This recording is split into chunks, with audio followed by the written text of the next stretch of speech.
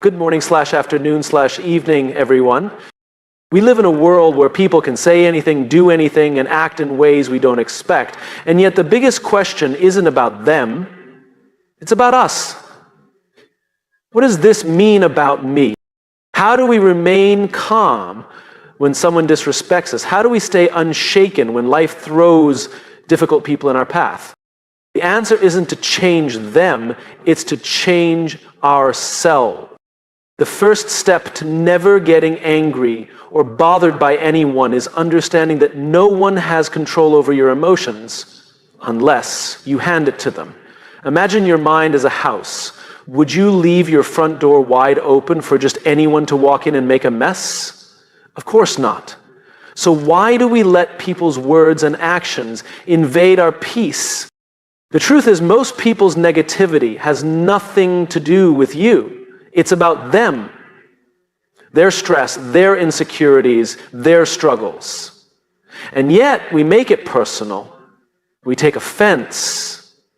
But here's a secret. When you stop taking things personally, you stop giving others power over you. Now let's talk about control. We often think, if only this person would change, I'd be at peace. But real strength comes from realizing that you don't need them to change. You just need to master your response. Instead of reacting with anger, try this. Pause. Breathe. Ask yourself, is this worth my peace? 9 times out of 10, it's not. But this isn't just about avoiding anger. It's about choosing something better. When someone frustrates you, don't just resist the anger. Replace it with understanding, with humor, with indifference, with empathy. And remember this, inner peace is not about avoiding difficult people. It's about becoming so unshakable that no one, no matter how toxic, can pull you into their storm. So today I leave you with this challenge. The next time someone tries to get under your skin, don't react, observe. Smile, walk away. Keep your power. Because in the end, the strongest person in the room isn't the one who wins the argument. It's the one who no longer needs to argue at all. Why do we get angry? Why do we let people bother us? Most of us spend our lives reacting to others without stopping to ask the most important question.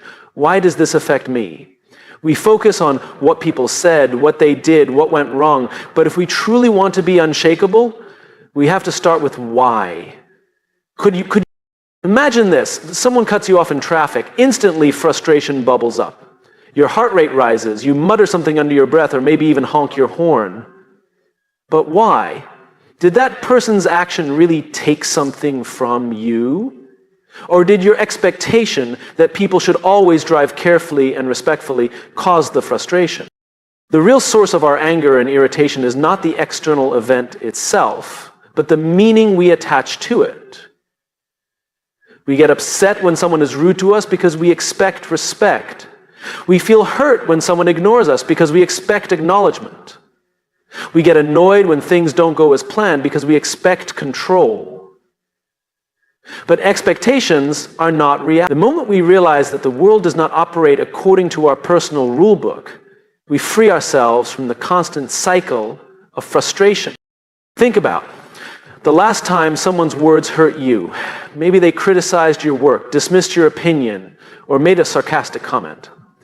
Your first reaction may have been to feel defensive, angry, or even insulted. But pause and ask, why does this bother me? Is it because deep down you're uncertain about your own abilities? Is it because you crave validation and this person just denied you that? More often than not, our emotional reactions reveal more about us than about the other person. There's a story of a Zen master who was once insulted by a visitor.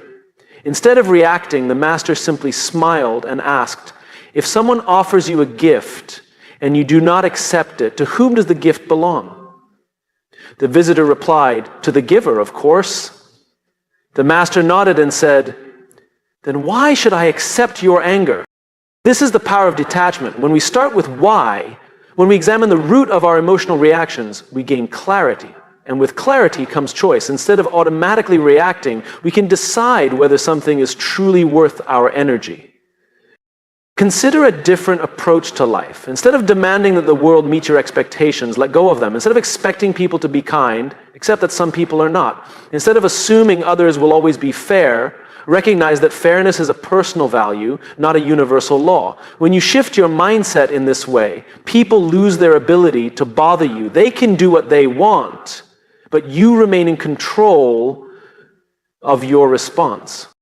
This doesn't mean you become passive or allow people to walk over you. It simply means you don't hand over your emotional power so easily. You recognize that most of what upsets you is a reflection of your own inner world, not the external one.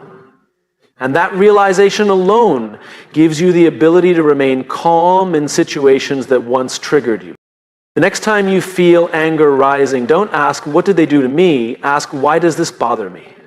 The answer will always point inward, and the moment you look inward, you reclaim control. We spend much of our lives trying to control things, people, situations, outcomes.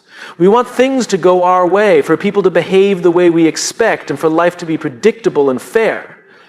But no matter how much we try, reality often has different plans. People will say things that hurt. Circumstances will shift unexpectedly. The world will not always conform to our desires. The more we try to control it, the more frustrated we become. The truth is, control is an illusion. The only real control we have is over ourselves, our thoughts, our emotions, and our responses. And think about the last time you got upset. Maybe someone spoke to you rudely, ignored your efforts, or did something that felt unfair. The natural reaction is to feel offended, frustrated, or even angry. But pause for a moment and ask yourself, was I really upset because of what they did, or was I upset because I expected something different? The answer is almost always the latter. Our suffering doesn't come from the actions of others, it comes from our resistance to reality. Let's consider an example. Imagine you're standing in the rain, frustrated because you had planned a perfect sunny day outside. You shake your fist at the sky, curse the weather, and feel a sense of disappointment. But is the rain the problem, or is it your expectation that it shouldn't be raining? The rain does not care. It simply falls. You can't control the weather, but you can control how you respond to it. You can get angry, or you can grab an umbrella and adapt. This same principle applies to people. You can't control if someone is rude, impatient, or dismissive, but you can control whether you take it personally. You can control whether you let it ruin your mood or simply let it go. You can control whether you respond with anger or with calm indifference. And when you learn to master your response, you become untouchable. Because many people spend their lives reacting, letting the external world dictate their emotions. Someone is kind, they feel happy. If someone is rude, they feel hurt. If things go well, they feel good. If things go wrong, they feel miserable. But this way of living is like being a puppet, constantly pulled by the strings of other people's behavior and random circumstances. Real power comes when you cut the strings. When you decide that no matter what happens, you will not be controlled by it. One of the most effective ways to take back control is to practice the pause. When something upsets you, don't react immediately. Take a breath. Observe your emotions. Ask yourself, is this worth my peace? More often than not, the answer is no. The moment you pause, you create space between the event and your reaction. And in that space lies freedom. This is not about suppressing your emotions or pretending that things don't bother you. It's about recognizing that you have a choice. You can either be controlled by the world or you can control how you move through it. The rain will fall whether you like it or not. People will act how they choose, not how you wish. Circumstances will shift beyond your plans. The more you resist this truth, the more suffering you create for yourself. But when you accept it, you gain the greatest power of all, the ability to own your response no matter what happens. And once you own your response, nothing and no one can ever truly bother you again. One of the biggest reasons we get angry or bothered by others is because we take things personally. Someone criticizes us and we feel attacked. Someone ignores us and we feel disrespected. Someone outshines us and we feel insecure. But the truth is, most of what people do has nothing to do with us. It's not about you. It never was. The real issue isn't what others say or do. It's the ego that convinces us that we are at the center of everything. The ego is that voice in your mind that says, I deserve better. I should be recognized. I should be treated with respect. It feeds off validation, control, and self-importance. But the more we let the ego run our emotions, the easier it is for people to trigger us. If someone questions our abilities, the ego rushes in to defend itself. If someone insults us, the ego demands revenge. But when you detach from the ego, something incredible happens. You stop reacting. Imagine this. You're walking down the street and a stranger yells an insult at you. Your ego wants to fight back. It wants to prove something, to restore its sense of importance. But what if you simply didn't take it personally? What if you saw that person's outburst for what it really is, a reflection of their state of mind, not yours? When you detach from the ego, you realize that most of people's words and actions come from their own struggles, fears, and insecurities. And when you see that, their words lose power over you. Think about the times you've been upset by someone's actions. Were they truly trying to harm you, or were they simply acting from their own pain? A rude cashier might be having a terrible day. A friend who snaps at you might be struggling with stress. A boss who doesn't acknowledge your work might be lost in their own worries. But if you let the ego take over, it will convince you that these actions are attacks on you, that they are personal, that you must defend yourself. But in reality, people's behavior is rarely about us, it's about them. Letting go of the ego doesn't mean allowing people to mistreat you. It means recognizing that you don't need to react to everything. It means understanding that your worth is not determined by the way others treat you. It means realizing that just because someone is rude, dismissive, or critical doesn't mean you need to take their behavior as a personal wound. One of the most freeing things you can do is remind yourself, this is not about me. The next time someone frustrates you, pause and ask, what must this person be going through to act this way? Shift from taking things personally to observing them objectively. Suddenly, you go from being reactive to being unshakable. There is an old saying, you cannot be insulted if you do not take offense. The only way someone's words can hurt you is if your ego attaches to them. If someone calls you a failure, it only stings if you secretly fear it's true. If someone ignores you, it only bothers you if your ego craves attention. But when you let go of the ego, you let go of the need for external validation. You realize that no one's opinion has the power to define you unless you let it. True peace comes when you no longer feel the need to prove, defend, or react. When you detach from the ego, you stop giving others control over your emotions. You stop making their actions about you, and when nothing is personal, nothing can truly bother you. Most people see annoyance as a problem. Something to avoid, something that ruins their mood, something that shouldn't happen. But what if annoyance wasn't an obstacle? What if it was an opportunity? A chance to grow, to strengthen your mind, to become more unshakable. The key to never getting angry or bothered by anyone isn't to avoid difficult people or frustrating situations. It's to reframe them as challenges that make you mentally stronger. Think about the things that annoy you the most. Maybe it's a coworker who constantly interrupts, a driver who cuts you off, or a family member who never listens. Your instinctive reaction might be frustration, irritation, or even anger. But stop and ask yourself, what if this is a test of patience, emotional control, and inner peace? And athletes don't complain when their workouts are hard. They embrace the challenge because it makes them stronger. In the same way, mentally strong people don't get annoyed easily because they see frustrating situations as training. Every time someone irritates you, you have a choice. You can react emotionally, allowing the situation to control you, or you can pause, breathe, and choose to see it differently. Every moment of annoyance is a chance to practice control, just like a difficult workout is a chance to build muscle. Imagine you're standing in line at a coffee shop and the person in front of you is being ridiculously slow. You feel your impatience growing. But instead of giving into frustration, you can ask yourself, can I sit with this feeling without reacting? Can I use this as a chance to build patience? The moment you start seeing these situations as challenges rather than problems, everything shifts. Instead of being a victim of your emotions, you become the master of them. This mindset shift isn't just about avoiding annoyance. It's about transforming it into something useful. Instead of saying, why does this person have to be so frustrating? Ask, what can I learn from this? Maybe the challenge is to stay calm under pressure. Maybe it's to practice not taking things personally. Maybe it's an opportunity to develop empathy, realizing that people act out of their own struggles rather than trying to upset you. One of the most powerful skills you can develop is the ability to laugh at things that used to annoy you.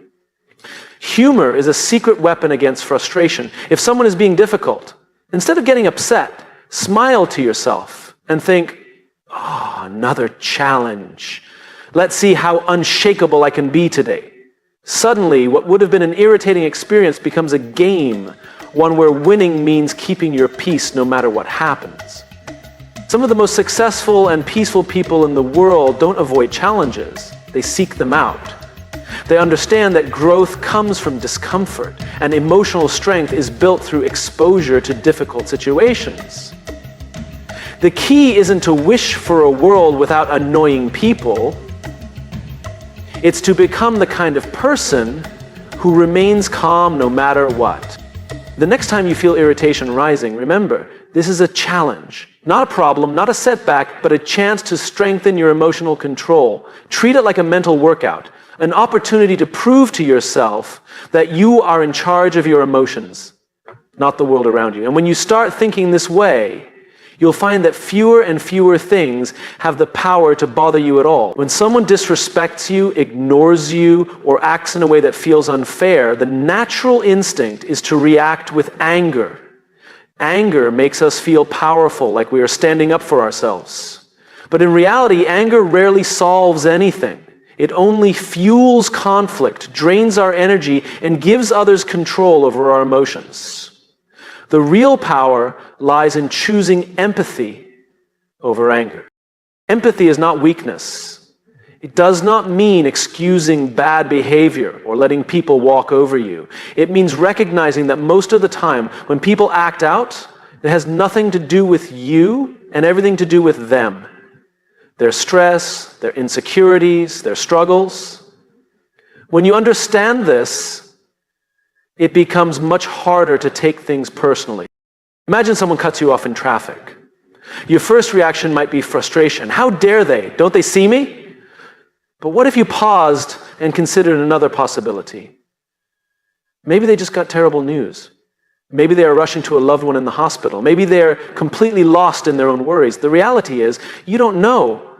But what you do know is that responding with anger won't change the situation. It will only disturb your own peace. Choosing empathy doesn't mean tolerating harmful behavior. It means shifting your perspective so you are not controlled by negativity. If a coworker is rude, instead of immediately getting defensive, ask yourself, what might be going on in their life? Are they dealing with pressure at home? Are they overwhelmed with work? A moment of understanding can instantly change your reaction. You no longer see them as an enemy, but as a person struggling in their own way. One of the most powerful ways to stay unbothered by people is to remind yourself that everyone is fighting battles you can't see. The angry stranger, the impatient boss, the distant friend, each of them has their own burdens. That doesn't mean their behavior is justified, but it does mean it's not about you. When you realize this, you free yourself from the cycle of resentment and frustration. There is an old saying, hurt people hurt people. Those who lash out, criticize, or act unkindly are often projecting their own inner pain.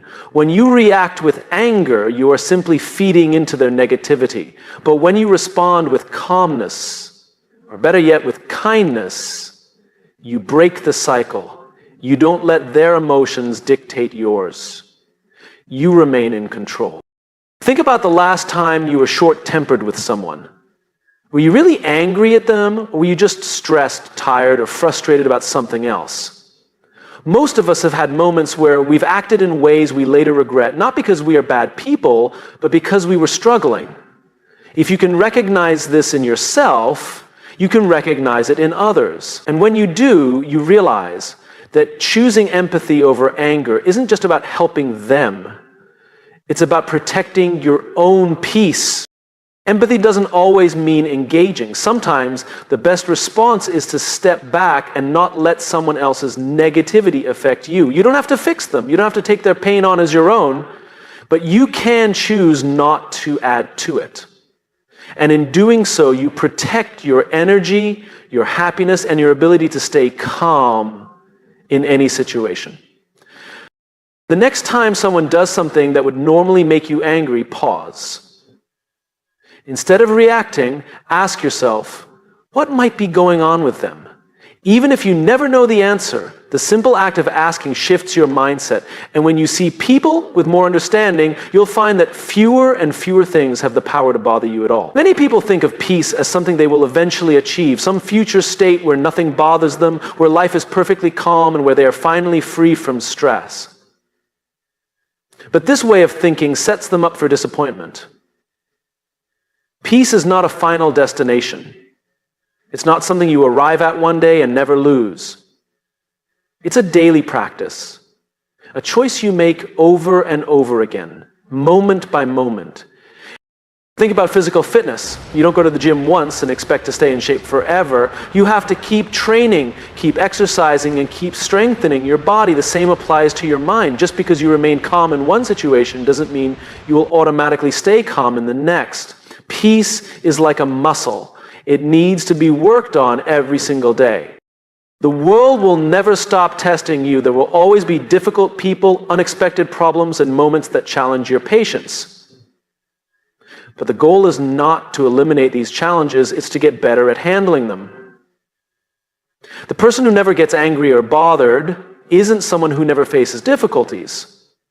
They are simply someone who has practiced peace so consistently that it becomes their default response. Each day brings new opportunities to practice peace. Maybe it's the slow driver in front of you. Maybe it's the coworker who always interrupts. Maybe it's the unexpected delay that forces you to wait. Every one of these moments is a test, a chance to choose patience over frustration, calmness over irritation, and understanding over anger. Many people believe they will feel at peace once certain conditions are met, once they get the perfect job, once they move to a quiet place, once they are surrounded by positive people. But real peace doesn't depend on external circumstances. It's not about controlling the world around you, it's about controlling the world within you. If your peace depends on everything going, but if you learn to cultivate peace regardless of what happens, nothing can take it from you. This doesn't mean you won't ever feel frustration or irritation. Even the most peaceful people experience moments of tension. The difference is in how quickly they return to balance. When they feel triggered, they recognize it, take a breath, and choose not to dwell in negativity. They don't let small annoyances ruin their day. They don't hold on to resentment. They practice letting go, not once, but over and over again. A great way to strengthen your peace practice is to develop small daily habits. Meditation, deep breathing, or simply taking a moment to pause before reacting can make a huge difference. The more you train yourself to stay calm in small moments, the easier it becomes in bigger ones. Another key practice is gratitude. When you focus on what's good in your life, it becomes harder for small frustrations to shake you. Remember, peace is not a one-time achievement. It's something you cultivate, nurture, and strengthen every day. Some days will be easier than others. Some situations will challenge you more than you expect. But that's the beauty of it. Every moment is another chance to practice. And the more you practice, the more natural it becomes. So don't wait for life to be perfect before you find peace.